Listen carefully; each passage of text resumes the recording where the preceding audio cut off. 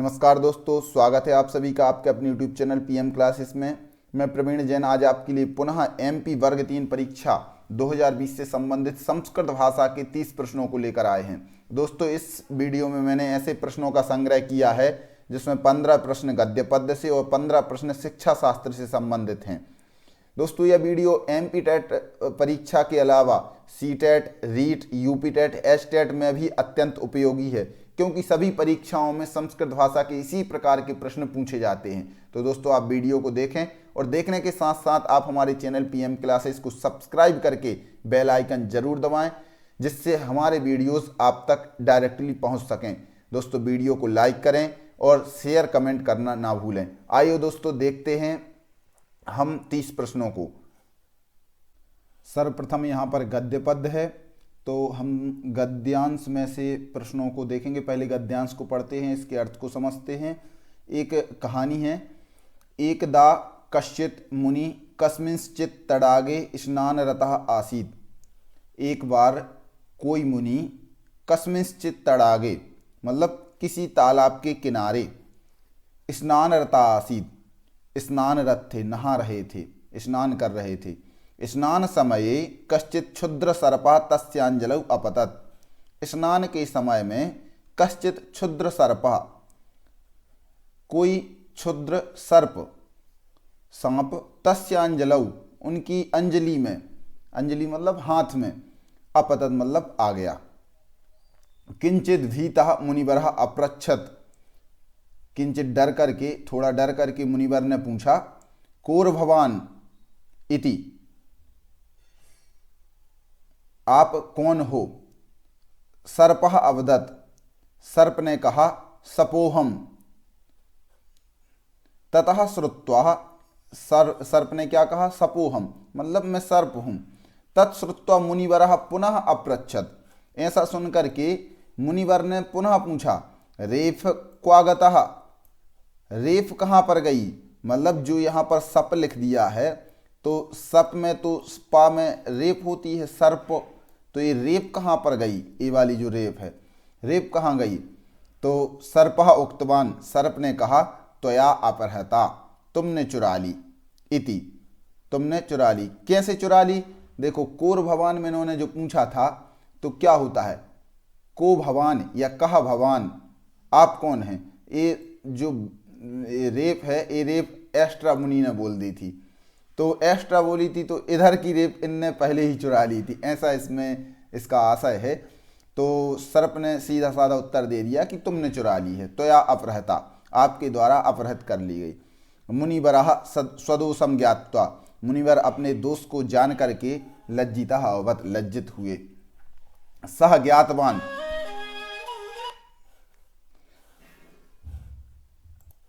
सा ज्ञातवान यत् अवश्यम अयम कश्चन महापुरुषा विद्वान च वर्तते। और वह जान गए, मुनिवर जान गए, यत् अवश्यम अयम, अवश्य ही यह, कश्चन मतलब कोई, महापुरुष विद्वान च वर्तते, एक महापुरुष और विद्वान है। कौन? सर्प।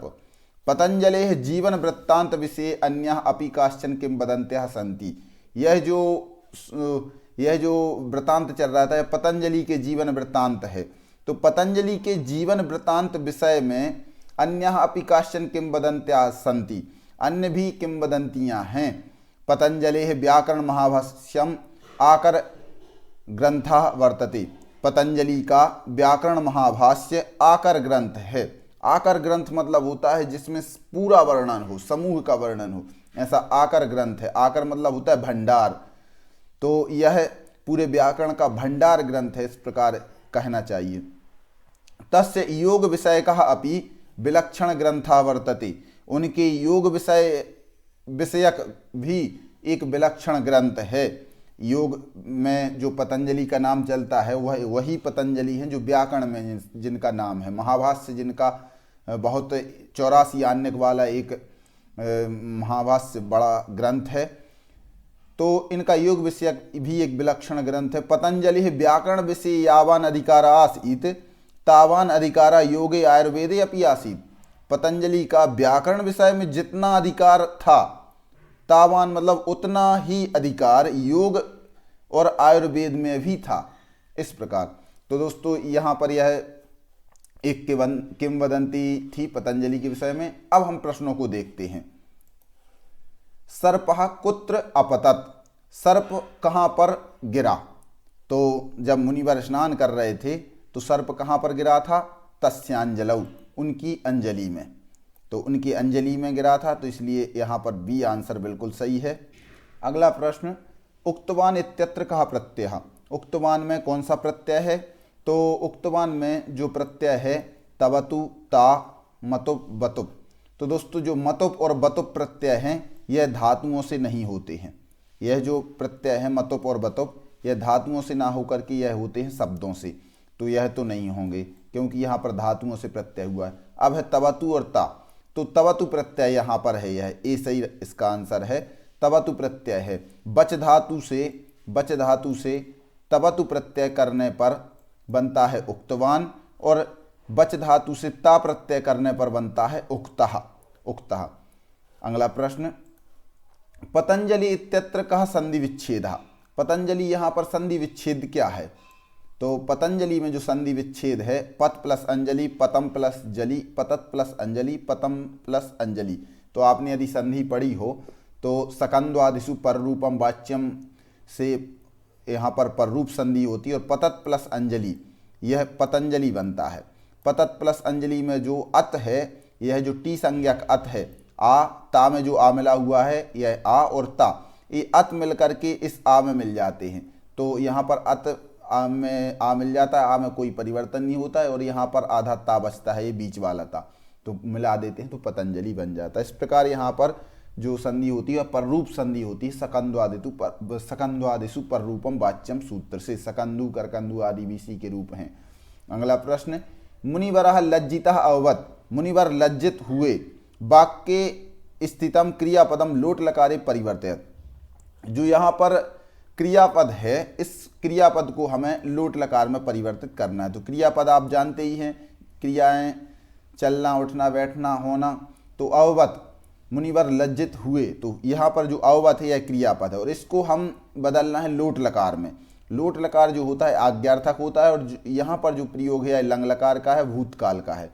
तो लोट लकार में क्या बनता है? भू धातु से भवतु, भवताम, भवंतु। अब यहाँ पर एक वचन का था, प्रथम पुरुष एक वचन का, तो प्रथम पुरुष एक वचन का हम लगा देंगे भवतु। मुनिवरः लज्जितः भवतु। इस प्रकार यहाँ पर राइट आंसर हो जाएगा भवतु। अगला प्रश्न है, पतंजलि आकर ग्रंथस्य नाम किम? पतंजलि के आकर ग्रंथ का नाम क्या है? भंडार ग्रंथ का क्या नाम है? एक खजाने रूप में यह जो ग्रंथ है भंडार रूप में है, तो इसका नाम है महाभाष्यम, व्याकरण महाभाष्यम। 84 आन्यक इस व्याकरण महाभाष्य में है। अगला प्रश्न है, सपोहम इति कह अवदत्? सपोहम यह किसने कहा था? मुनि, पतंजलि, सर्पः या सपः? तो इसका राइट आंसर है सर्पः, सर्प ने कहा था। सपोहम यह किसने कहा था? सर्प ने। क्यों कहा था? क्योंकि मुनिवर ने पहले ही बोल दिया था कोर भवान, कोह भवान बोलना था मुनि को, को भवान या कहा भवान, तो इन्होंने बोल दिया था कोर भवान, रा इन्होंने चुरा लिया था, इसलिए उसने कहा था सपोहम, सर्प ने। तो इसका राइट आंसर है सर्पः, सर्प ने। अगला प्रश्न है, यावान इत्यत्र कह प्रत्यय? यावान यहाँ पर कौन सा प्रत्यय है? यावान में बतुप, मतुप, सानच या सत्री? तो इसका जो राइट आंसर है दोस्तों, यहाँ पर जो प्रत्यय है वह है बतुप प्रत्यय। बतुप प्रत्यय यहाँ पर है। बतुप प्रत्यय जो होते हैं यह शब्दों से होते हैं। बतुप और मतुप यह जो होते हैं धातुओं से होते हैं, सत्री और सानच प्रत्यय। अगला प्रश्न, अब यहाँ पर दोस्तों श्लोक है। अब श्लोक को हम पढ़ेंगे, इसका अर्थ समझेंगे, इसके बाद हम श्लोक में से प्रश्नों के उत्तरों को देखेंगे।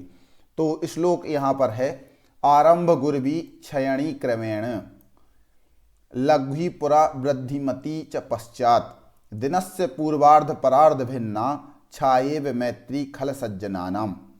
तो दोस्तों यहाँ पर जो यह श्लोक है, आरंभ गुरवी क्षयणी क्रमेण लघ्वी पुरा वृद्धिमती च पश्चात दिनस्य पूर्वार्ध परार्ध भिन्ना छायेव मैत्री खल सज्जनानाम। तो अब इसका हम अर्थ देखते हैं। मैत्री मतलब मित्रता, किसकी मित्रता? खल सज्जनानाम, खल और सज्जनों की। खल मतलब होता है दुष्टों की, दुर्जनों की, और सज्जन मतलब सज्जनों की। दो शब्द यहाँ पर आए हैं, दुर्जन और सज्जन। तो दुर्जन और सज्जनों की मित्रता कैसी होती है? छाएव, छाया की तरह, छाया की तरह होती है, परछाई की तरह होती है। किसकी छाया की तरह, कैसी छाया की तरह, यह बताने का यहाँ आगे पहली लाइन में प्रयास कर रहे हैं। देखिए अब, आरंभ गुरवी, आरंभ मतलब प्रारंभ में, गुरवी मतलब होता है बहुत लंबी। आरंभ गुरवी, गुरवी मतलब गुरु, तो बड़ी होती है। क्षयणी क्रमेण, फिर धीरे धीरे क्या होता है? क्षय होती जाती है, कम होती जाती है। क्रमेण मतलब क्रम से। और लघ्वी पुरा, फिर लघ्वी, पहले लघ्वी होती है, लघ्वी, लघ्वी मतलब होता है लघु, छोटी। वृद्धिमती से पश्चात, और बाद में बढ़ जाती है। किसकी? दिनस्य, दिन की।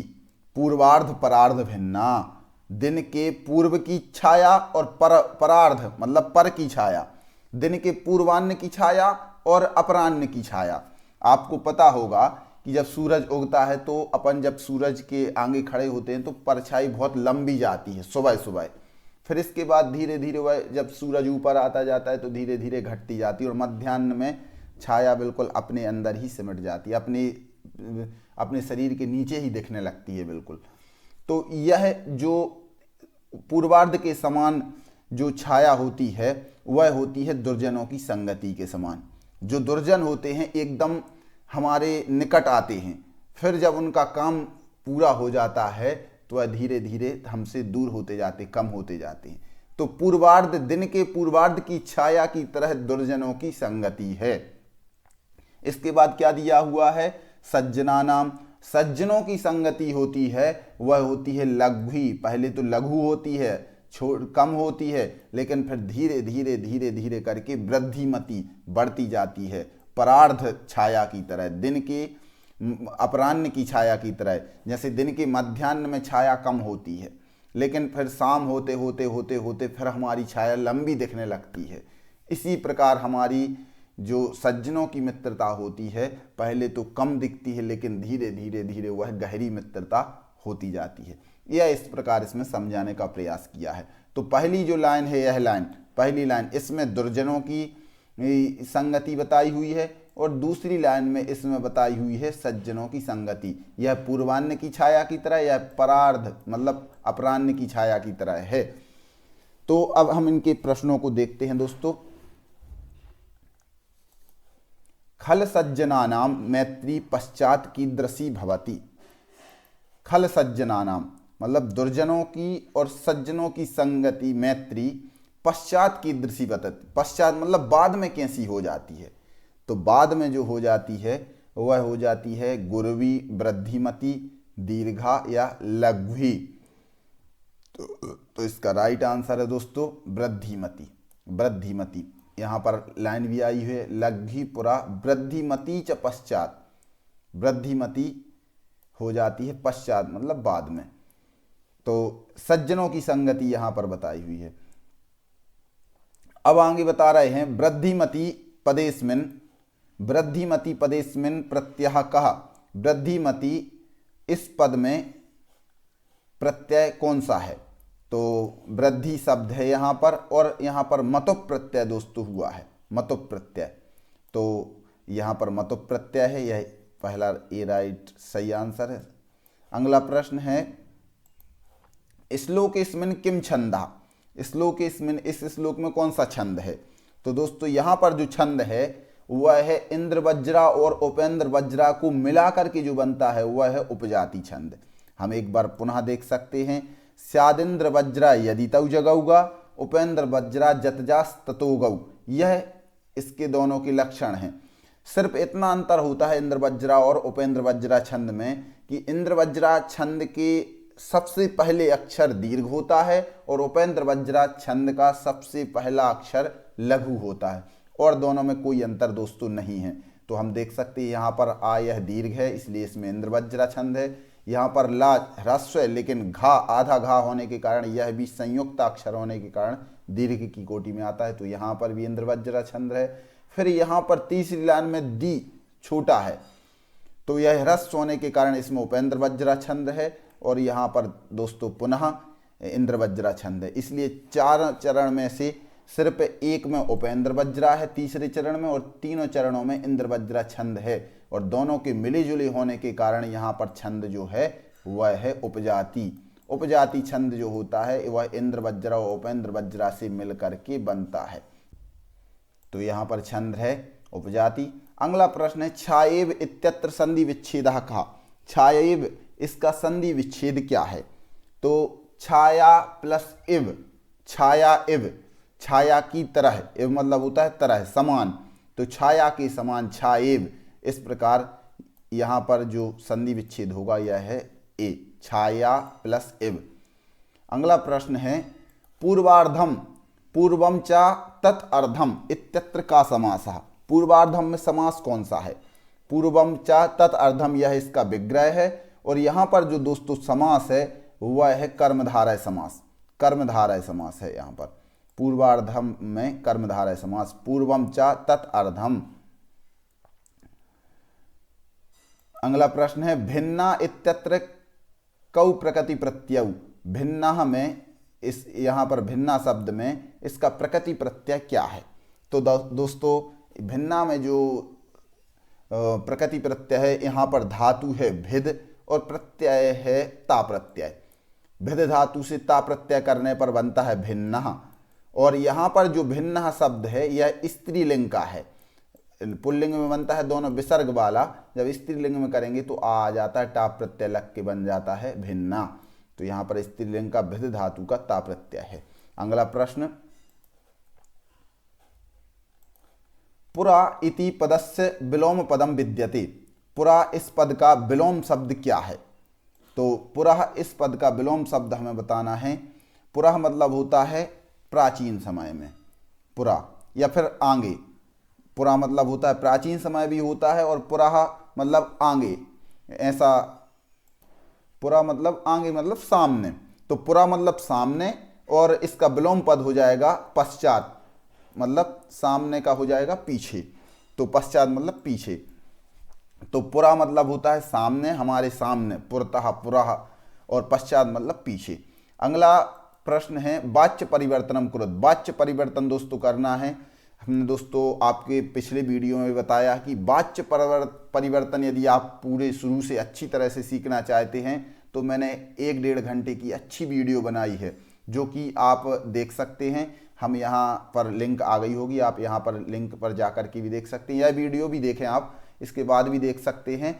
हमारे वीडियोस की प्लेलिस्ट में भी डली हुई है, व्याकरण वाली प्लेलिस्ट में, उसमें कर्तृवाच्य, कर्मवाच्य और भाववाच्य परिवर्तन लिखा हुआ है वीडियो में, तो आप उस वीडियो को जरूर देखें। देखते हैं वाच्य परिवर्तनम करो। शिशु जलम पिबति।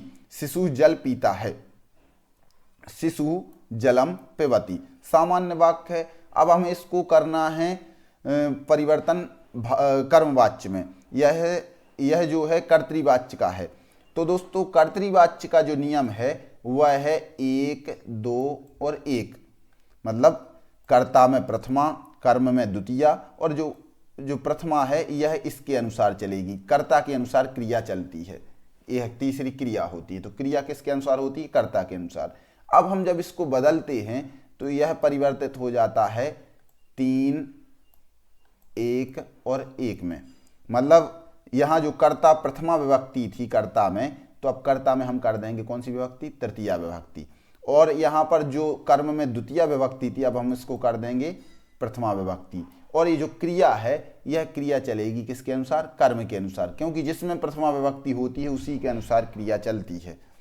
तो यहाँ पर हम अब क्रिया चलेगी कर्म के अनुसार। तो देखते हैं शिशु।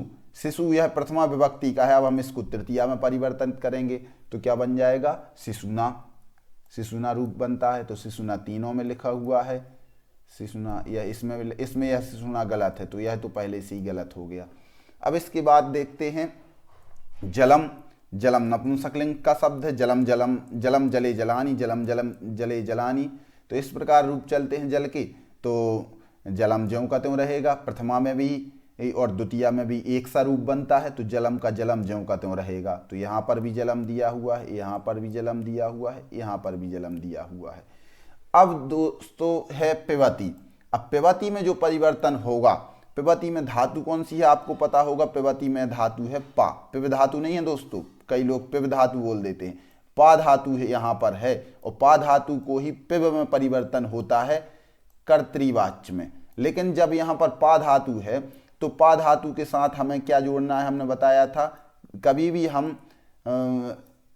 जब कर्मवाच्य की क्रिया बनाते हैं तो उसमें यते जोड़ा जाता है धातु के साथ। जैसे पठ धातु से पठ्यते, लव धातु से लभ्यते, लिख धातु से लिख्यते, चल धातु से चल्यते। इसी प्रकार दोस्तों पा धातु से क्या बनेगा, पायते। पायते नहीं बनेगा दोस्तों, एक बात और ध्यान रखना है, यहाँ पर थोड़ा चेंज हो जाता है, पा धातु का हो जाता है पी, तो पीयते बनता है। अब देखिए आप पीयते कहाँ पर दिया हुआ है, यहाँ पर दिया हुआ है पीयते, तो इसका राइट आंसर है बी। बी इसका राइट आंसर है। इसी प्रकार दोस्तों मैंने समझाया हुआ है, आप उसको जरूर देखें, आपके लिए बहुत मजा आएगा। लिंक यहाँ पर आ गई होगी। अगला प्रश्न, रमा सीता की दुष्टों से रक्षा करती है। रमा सीता की दुष्टों से रक्षा करती है। संस्कृत अनुवादम करो, संस्कृत में अनुवाद करना है। तो रमा सीताम दुष्टेभ्यः रक्षति, रमा सीतया दुष्टान रक्षति, रमया सीता दुष्टेभ्यः त्रायते, रमा सीता खलानाम रक्षति। अब हम इसको अनुवाद करेंगे, तो देखते हैं, पहले तो हम कर्ता को बदलेंगे। तो इसका जो देखो रमा, तो रमा ज्यों का त्यों रहेगा क्योंकि कर्ता है यहाँ पर रमा, तो रमा यहाँ पर ज्यों का त्यों रहना चाहिए। दोनों तीन में रमा है, इसमें यह गलत हो गया है।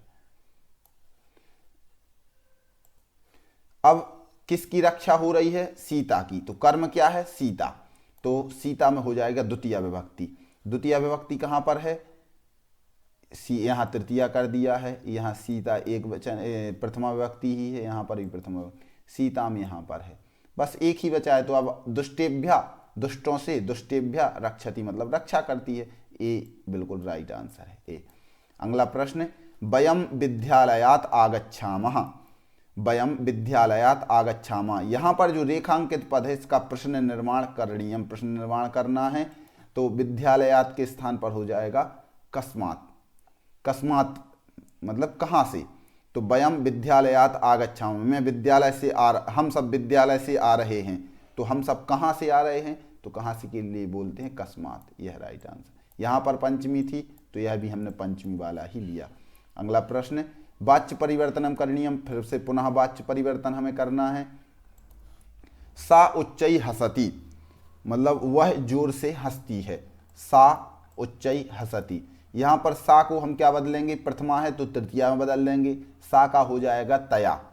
तया, तो तया कहाँ पर दिया हुआ है, एक ही में दिया हुआ है, इसमें नहीं है, इसमें नहीं है, इसमें भी नहीं है।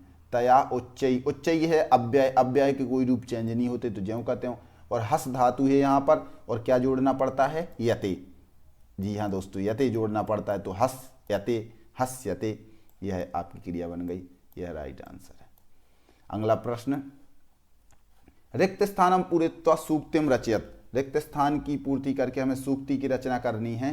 परमो धर्मः, क्या शब्द आया, आपने पढ़ा होगा अहिंसा परमो धर्मः, अहिंसा ही परम धर्म है, तो अहिंसा परमो धर्मः, यह इसका राइट आंसर है। अगला प्रश्न, गुरु शिष्यात् प्रश्नम पृच्छति। गुरु शिष्य से प्रश्न पूछता है। वाक्यमिदं संशोधयत, इस वाक्य का हमें संशोधन करना है, सही करना है। गुरु शिष्यात् प्रश्नम पृच्छति, तो गुरु शिष्यम प्रश्नम पृच्छति, गुरु शिष्येण प्रश्नम पृच्छति, गुरु शिष्यम प्रश्नः पृच्छति, गुरु शिष्याय प्रश्नम पृच्छति। तो दोस्तों आपने पढ़ा होगा जो प्रच्छ धातु है, दोहे याच पच दंड रुध प्रच्छी, प्रच्छ धातु जो है वह कैसी है, द्विकर्मक धातु, दो कर्म इसमें होते हैं। तो जहाँ पर दो कर्म दिए हुए हैं, यहाँ पर कर्म एक ही है, यहाँ पर एक कर्म नहीं है, यहाँ पर एक चतुर्थी है, इसमें एक कर्म है, इसमें यह प्रथमा विभक्ति लगा दी है, यहाँ पर यह कर्म है, यहाँ पर दोनों यह द्वितीय विभक्ति लगी हुई है, मतलब दोनों कर्म हैं। तो गुरु शिष्यम प्रश्नम पृच्छति, यह बिल्कुल राइट आंसर है। गुरु शिष्यम प्रश्नम पृच्छति। दोहियाच पचदंड रुद्र पृच्छि ब्रू, आपने अकथितम च सूत्र में कारक प्रकरण में आपने पढ़ा होगा। यहाँ पर दो कर्म हैं, इस कारण से यहाँ पर पृच्छ धातु के साथ हमेशा दो कर्म होते हैं, द्विकर्मक धातु होती है। यदि दो शब्द आए हैं तो द्विकर्मक धातु यह है पृच्छ धातु। तो यह राइट आंसर है। अगला प्रश्न है संस्कृत शिक्षा। अब यहाँ पर जो प्रश्न है दोस्तों वह है शिक्षा शास्त्र से, संस्कृत के शिक्षा शास्त्र से। तो संस्कृत शिक्षण सर्वोत्तम विधि, संस्कृत शिक्षण की सर्वोत्तम विधि क्या है? तो संस्कृत शिक्षण की जो सर्वोत्तम विधि है, सबसे सही विधि है, वह है प्रश्नोत्तर विधि। प्रश्नोत्तर विधि संस्कृत शिक्षण की सर्वोत्तम विधि मानी गई है। अगला प्रश्न है व्याकरणानुवाद विधि प्रवर्तकः का, व्याकरणानुवाद विधि के प्रवर्तक कौन है? तो व्याकरणानुवाद विधि जो है इसके प्रवर्तक कौन है? इसके प्रवर्तक हैं डॉक्टर रामकृष्ण गोपाल भंडारकर। इसको हम भंडारकर विधि भी कहते हैं। व्याकरण अनुवाद विधि को ही हम क्या कहते हैं? भंडारकर विधि। इसके प्रवर्तक हैं डॉक्टर रामकृष्ण गोपाल भंडारकर। अगला प्रश्न भाषा कौशलस्य विकासः कथम क्रियते, भाषा कौशल का विकास कैसे किया जाता है? तो भाषा कौशल का विकास जो होता है लेखनेन, श्रवणेन, उच्चारणेन या पठनेन। भाषा कौशल का विकास हमें दोस्तों करना है तो हम भाषा कौशल का विकास किससे करते हैं? उच्चारण से। जब उच्चारण करेंगे तभी तो भाषा को हम सीख पाएंगे। तो उच्चारणेन, उच्चारण से ही भाषा कौशल का विकास किया जा सकता है। यह राइट आंसर है। अगला प्रश्न है मौखिक परीक्षायाः भेदः नास्ति, मौखिक परीक्षा का भेद नहीं है। कौन सा नहीं है? शलाका परीक्षा, शास्त्रार्थ परीक्षा, वस्तुनिष्ठ परीक्षा या फिर भाषण परीक्षा। तो इसका जो राइट आंसर है दोस्तों वह है वस्तुनिष्ठ परीक्षा। वस्तुनिष्ठ परीक्षा, मौखिक परीक्षा का भेद नहीं है। शलाका परीक्षा मतलब कहीं भी एक पुस्तक में हम शलाका रख देंगे, सुई रख देंगे, उसको खोलेंगे, वहां से आप सुनाइए, तो यह मौखिक परीक्षा हो गई। शास्त्रार्थ भी मौखिक होता है, भाषण परीक्षा भी मौखिक होती है, लेकिन वस्तुनिष्ठ जो परीक्षा होती है, जैसे वस्तुनिष्ठ मतलब यही एक प्रश्न दे दिया और इसके 4 ऑप्शन दे दिए, तो यह लिखित ही होती है, मौखिक नहीं होती है। अगला प्रश्न निश्चित उत्तरात्मक प्रश्न कहा, निश्चित उत्तर वाले प्रश्न क्या हैं, कौन से हैं? निश्चित उत्तरात्मक प्रश्न, वस्तुनिष्ठ प्रश्न, अति लघु उत्तरात्मक प्रश्न, लघु उत्तरात्मक प्रश्न या फिर निबंधात्मक प्रश्न। तो दोस्तों आप समझ गए होंगे निश्चित उत्तर वाले जो प्रश्न होते हैं वह होते हैं वस्तुनिष्ठ प्रश्न। जो विकल्पात्मक प्रश्न होते हैं हम विकल्प देते हैं, यही तो वस्तुनिष्ठ प्रश्न कहलाते हैं और यह निश्चित उत्तर वाले प्रश्न हैं। अगला प्रश्न प्रश्न पत्रे कति उद्देश्यानि भवन्ति, प्रश्न पत्र के कितने उद्देश्य होते हैं? प्रश्न पत्र में कितने उद्देश्य होते हैं? 2, 3, 5 या फिर 4। तो इसका जो राइट आंसर है दोस्तों वह है 4 उद्देश्य। प्रश्न पत्र में 4 उद्देश्य होते हैं। प्रश्न पत्र के जो उद्देश्य हैं वह 4 हैं। अगला प्रश्न शिक्षका स्वशिक्षणस्य मूल्यांकनाय छात्रेभ्यः किं प्रददाति, शिक्षका मतलब शिक्षक स्वशिक्षणस्य अपने शिक्षण के मूल्यांकन के लिए छात्रेभ्यः छात्रों के लिए किं प्रददाति क्या देता है? गृह कार्यम, पठन कार्यम, भ्रमण कार्यम या फिर श्रवण कार्यम। तो दोस्तों इसका जो राइट आंसर है आप समझ गए होंगे, गृह कार्य ही देते हैं शिक्षक। शिक्षका स्वशिक्षणस्य मूल्यांकनाय छात्रेभ्यः किं प्रददाति, तो गृह कार्यम, गृह कार्य देते हैं अपने शिक्षण के, अपने पढ़ाए हुए विषय के मूल्यांकन के लिए। अगला प्रश्न पठने दुर्बल छात्राणां कृते कीदृशं शिक्षणं प्रदीयते, पठने मतलब पठन में, पढ़ने में, दुर्बल छात्राणां जो दुर्बल हैं ऐसे छात्रों के लिए कीदृशं शिक्षणं प्रदीयते कैसा शिक्षण देना चाहिए या देते हैं? तो गद्य शिक्षणम, पद्य शिक्षणम, उपचारात्मक शिक्षणम या फिर कथा शिक्षणम। तो दोस्तों इसका जो राइट आंसर है वह है सी, उपचारात्मक शिक्षण। उनको उपचारात्मक शिक्षण देते हैं जो पढ़ने में दुर्बल हैं ऐसे छात्रों को। अगला प्रश्न कक्षा शिक्षणे छात्राणाम उच्चारणाभ्यासः केन शिक्षणादिगम साधनेन कर्तुम शक्यते, कक्षा शिक्षण में छात्रों के उच्चारण का अभ्यास किस शिक्षणादिगम से के साधन से कर सकते हैं? तो मानचित्र के द्वारा, रेखा चित्र के द्वारा, पाठ्यपुस्तक के द्वारा या फिर ध्वनि अभिलेख के द्वारा। तो इसका जो राइट आंसर है दोस्तों वह है डी, ध्वनि अभिलेख के द्वारा। कक्षा शिक्षण में छात्रों के उच्चारण अभ्यास के लिए, उच्चारण अभ्यास यदि उनका चल रहा है तो उनको ध्वनि अभिलेख के द्वारा ध्वनि सुना करके ही हम उसका दान कर सकते हैं, उनको उच्चारण अच्छी तरीके से अभ्यास करवा सकते हैं। दृश्य सहायक साधनेन कस्य उपयोगः क्रियते। दृश्य सहायक साधनेन, दृश्य सहायक साधन में किसका उपयोग किया जाता है? शुद्ध लेखनस्य, उच्चारणस्य, उभयोः, केवल पठनस्य। तो दोस्तों इसका जो राइट आंसर है वह है उभयोः, मतलब दोनों। शुद्ध लेखन का भी दृश्य सहायक साधन में, साधन के द्वारा किसका उपयोग किया जाता है? शुद्ध लेखन का और उच्चारण का, दोनों का, शुद्ध लेखन और उच्चारण दोनों का अभ्यास किया जाता है। इस प्रकार दोस्तों ये 30 प्रश्न हुए। तो वीडियो कैसी लगी आप कमेंट बॉक्स में जाकर के जरूर बताएं।